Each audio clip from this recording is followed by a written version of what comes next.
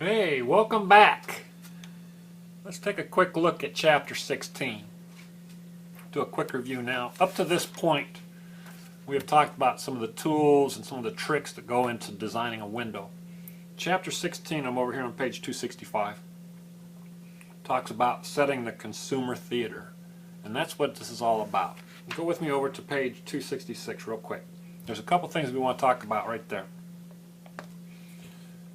At the bottom of the first paragraph it says, if a picture is worth 1,000 words, then a compelling window is worth 1,000 advertisements. And that's what we're looking for, right? We want to turn that shopper into a buyer. We want that consumer or that shopper to stop in his or her tracks and look at our window and get that person into the store. Just a little bit down from that paragraph talks about windows possess a threefold mission. They must 1, entertain, must 2, educate, and 3, entice. Now think about that for the displays that you've done over the last 3 months. Did they do those 3 things? And is that what you, when you're putting your window or your display together, is that what you're thinking about?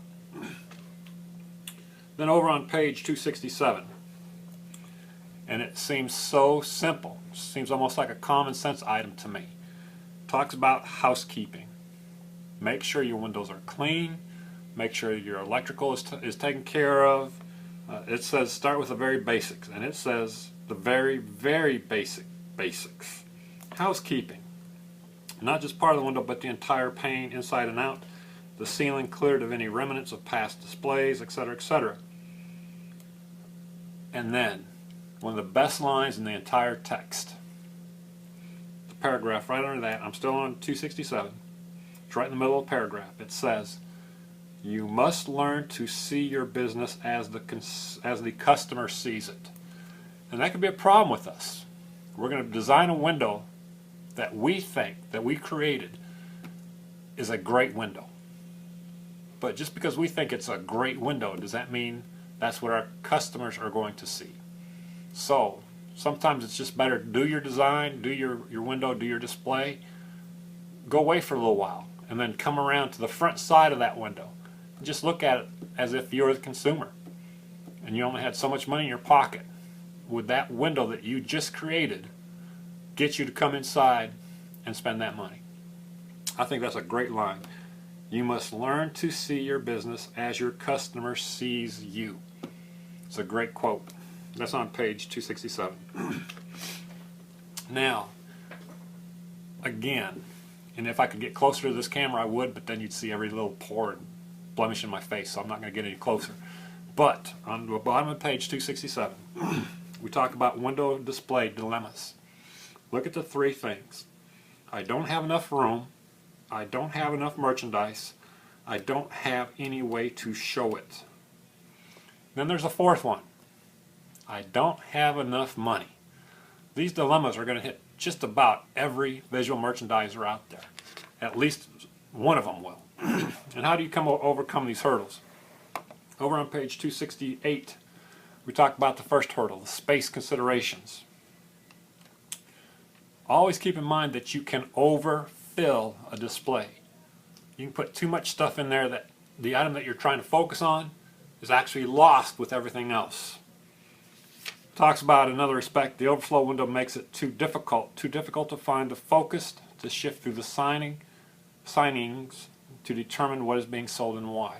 You can actually have too much in your window or your display, whatever you want to call it. When you begin to feel squeezed for space, take a deep breath and edit. Just take your time and say, do I really need this piece of merchandise in there? Is it distracting from what I'm actually trying to sell? Keep in mind, and this is in, I don't know, 3rd or 4th paragraph down there. It talks about, if one creates a color story and dresses a mannequin in all red, the guest will not assume that only red dresses are available for sale. So you can have a red color theme, but don't think the customer is going to assume that you only have that particular dress in red. So it's okay to have that red dress as a color theme. So that's fine too. The simplest way to begin is to, as suggested, to create a color story. We talked about that several chapters ago. And then we talk on 268 and 269 about merchandise insufficiency. Another hurdle we've got to come around. The prevailing rule of thumb states that the customer will spend 20 seconds sizing up a display and making a decision to act. Walk on or walk in. The visual merchandiser must be proactive in creating a vignette of setting that can be easily read for message and merchandise.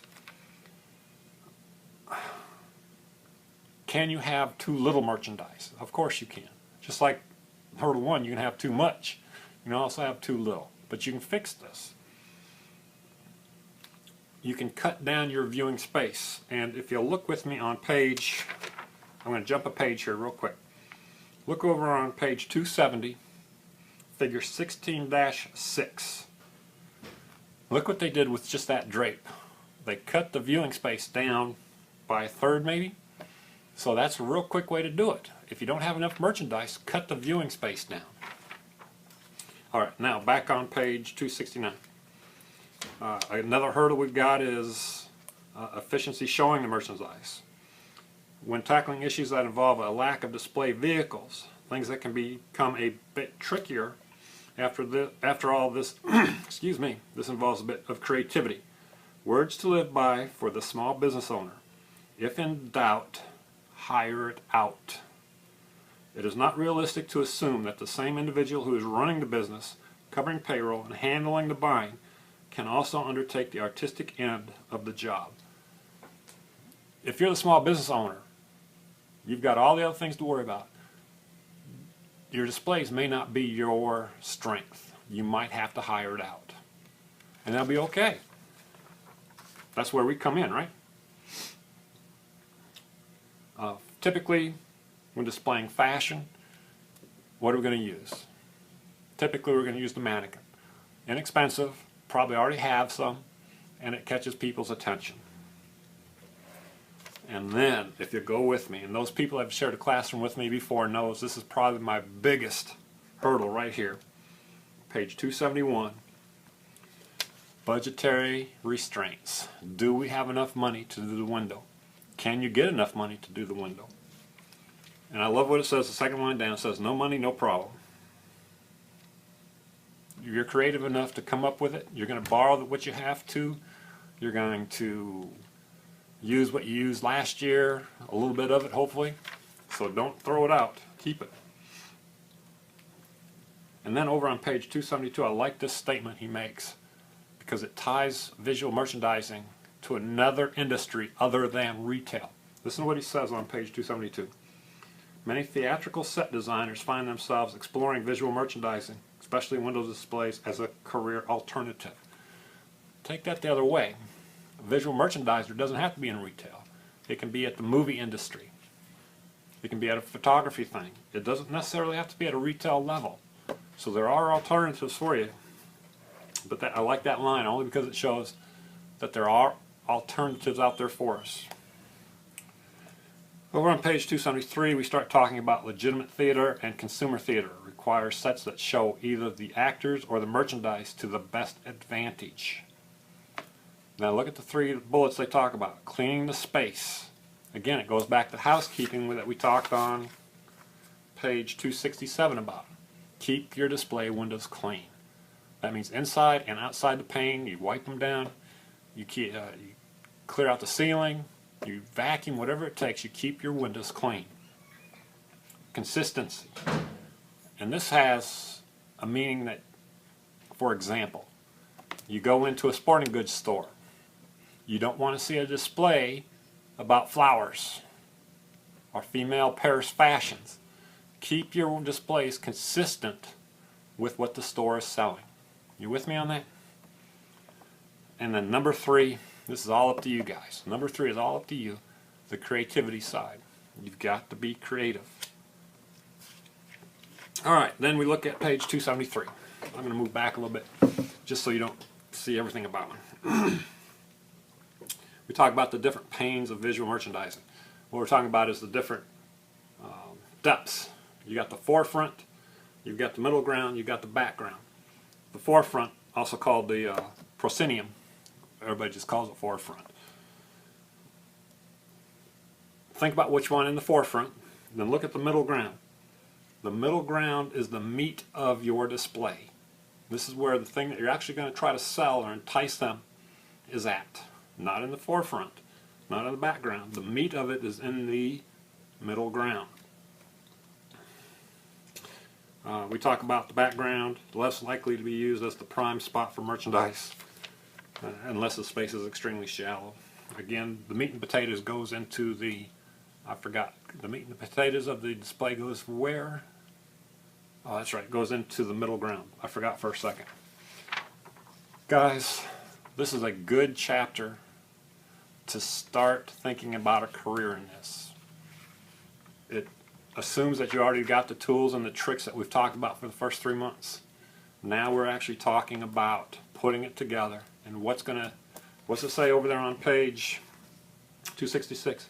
Entertain, educate, or entice the consumer. Alright guys, well that is chapter 16, and I hope that helps.